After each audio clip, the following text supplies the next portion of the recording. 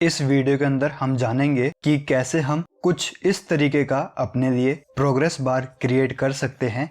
जैसे ही हम प्रोग्रेस को यहाँ पर चेंज करेंगे, चार्ट के अंदर प्रोग्रेस अपने आप चेंज होती जाएगी। जैसे यहाँ पर इसको 7 से 15 कर देते हैं तो ये चार्ट के अंदर अपडेट हो जाएगा। ऐसे ही इसको 15 से 50 कर देते हैं। यहाँ पर हम देख सकते हैं कि किस तरीके से प्रोग्रेस बार वर्क कर रहा है। तो चलिए अब जानते हैं कि इसको हम कैसे बनाएंगे। सबसे पहले हम लिखेंगे क्राइटेरिया और यहाँ पर हम लिखेंगे परफॉर्मेंस। क्राइटेरिया आपका कुछ भी हो सकता है। यहाँ पर मैंने अपनी कंडीशन के हिसाब से क्राइटेरिया लिख लिया है, आप अपने हिसाब से लिखेंगे। इनकी हम फॉर्मेटिंग कर लेते हैं। यहाँ पर हम सबको डिफरेंट कलर दे देंगे ताकि हमको डिफरेंशिएट करने में इजी रहे।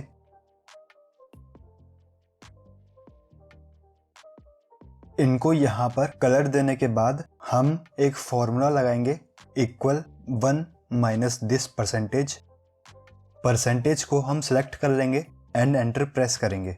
यहाँ पर हमारे पास रिमेनिंग परसेंटेज निकल कर आ जाएगी। इसको नीचे तक ड्रैग कर देंगे। इसके बाद हम डेटा को सिलेक्ट करेंगे, इंसर्ट टैब में जाएंगे। चार्ट सेक्शन के अंदर ऑप्शन है इंसर्ट कॉलम और बार चार्ट। यहाँ पर हम सिलेक्ट करेंगे स्टैक्ड बार। स्टैक्ड बार हमारा इंसर्ट हो जाएगा। इसको हम थोड़ा सा रिसाइज कर लेते हैं। अब सबसे पहले हम यहाँ पर जो हमने परसेंटेज निकाली थी उसको हाइड करेंगे। परसेंटेज को सिलेक्ट करेंगे, फॉन्ट कलर में जाकर इसका कलर हम वाइट सेलेक्ट कर लेंगे। यहाँ पर ये हाइड हो जाएगा। इसके बाद यहाँ पर जो ग्रिड लाइंस हैं इनकी हमको ज़रूरत नहीं है, इनको हम हाइड कर देंगे। व्यू टैब के अंदर जाएंगे, ग्रिड लाइंस इसको अनटिक करेंगे। यहाँ पर जो ग्रिड लाइंस हैं ये भी हाइड हो जाएंगी। इसके बाद हम चलते हैं चार्ट की तरफ। अब सबसे पहले हम अपने चार्ट के अंदर देखेंगे कि जो हमारा क्राइटेरिया है वो उल्टा शो हो रहा है। मतलब कि जो प्रोडक्ट 4 है वो सबसे ऊपर है, उसके बाद 3 है, उसके बाद 2 है और लास्ट में है प्रोडक्ट 1। सबसे पहले हम यहाँ पर इसको अपने क्राइटेरिया वाइज सेट करेंगे।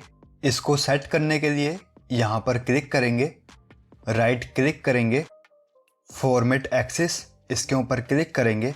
एक्सेस ऑप्शंस, यहाँ पर हमको ऑप्शन मिल जाएगा कैटेगरीज इन रिवर्स ऑर्डर। इस ऑप्शन को सिलेक्ट करेंगे और इसको क्लोज कर देंगे। अब हम देखेंगे कि जो हमारा चार्ट के अंदर क्राइटेरिया है वो हमारे टेबल क्राइटेरिया से मैच हो रहा है। इसके बाद यहाँ पर जो वैल्यूज हमको शो हो रही हैं इसमें 20 का डिफरेंस है, 0, 20, 40, 60। तो इसको हम 20 का ना करके 10 का डिफरेंस करेंगे। 10, 20, 30, 40 इस तरीके से। यहाँ पर क्लिक करेंगे, राइट क्लिक करेंगे, फॉर्मेट एक्सिस। बाउंड्स के अंदर मिनिमम वैल्यू हमारी 0.0 सेट रहेगी। मैक्सिमम वैल्यू के अंदर हम 1.2 को हटाकर 1 सेट करेंगे। अब यहाँ पर ये जो बार्स हैं इनके कलर को हम अपने क्राइटेरिया कलर से मैच करेंगे। बार के ऊपर डबल क्लिक करेंगे, हमारा सिंगल बार सिलेक्ट हो जाएगा। फॉर्मेट टैब के अंदर जाके यहाँ से हम इसके कलर को सेट कर लेंगे। ऐसे ही इनको भी कर लेंगे।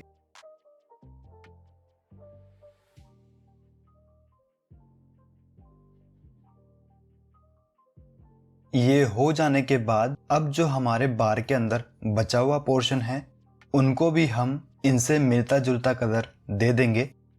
अब यहाँ पर हम डबल क्लिक करेंगे, फर्स्ट ऑप्शन को सिलेक्ट करेंगे, फिल एंड लाइन। यहाँ पर हम कलर के अंदर उसी कलर को सिलेक्ट करेंगे जो कलर यहाँ पर है और इसकी ट्रांसपेरेंसी को 60% पर सेट कर देंगे।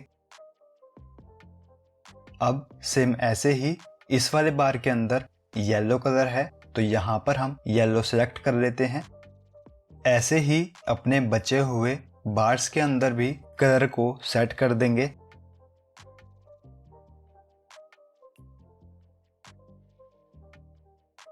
अब जो बार हमने हाईलाइट किया है उसके ऊपर सिंगल क्लिक करेंगे, राइट क्लिक करेंगे, यहाँ पर ऑप्शन है ऐड डाटा लेबल्स।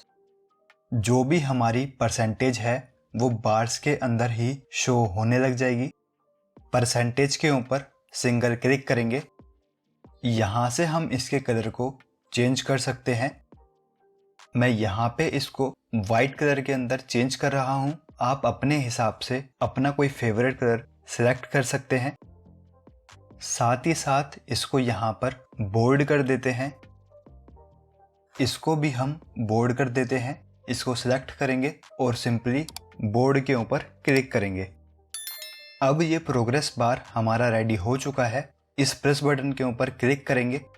यहाँ से हम चार्ट टाइटल, ग्रिड लाइंस और लेजेंड को अनटिक कर देंगे।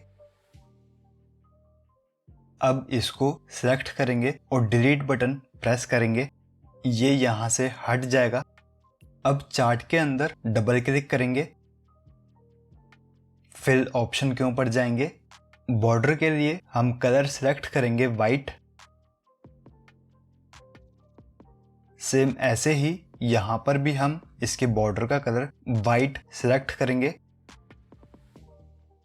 यहाँ पर ये प्रोग्रेस बार हमारे रेडी हो चुके हैं। कुछ इस तरीके से हम इनको इजीली क्रिएट कर सकते हैं।